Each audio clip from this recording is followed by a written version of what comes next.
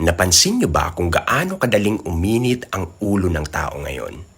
Isang post lang tungkol sa traffic, sa taas ng bilihin o politika, nagiging war zone agad ang comment section.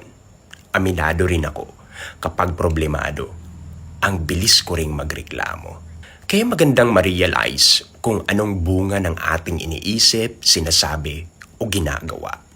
Sabi nga ng Galatians 5:22-23, "But the fruit of the Spirit is love, joy, peace, long-suffering, gentleness, goodness, faith, meekness, temperance. Against such, there is no law."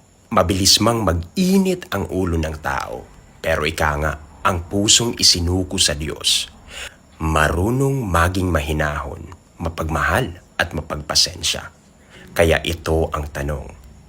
Kapag sinusubo ka ng stress at problema, ano ang lumalabas sa iyo? Is it bitterness or grace? Sa totoo, hindi natin kayang magbago ng mag-isa, kaya ipanalangin natin sa Panginoon, "Lord, please, baguhin mo po ang puso ko."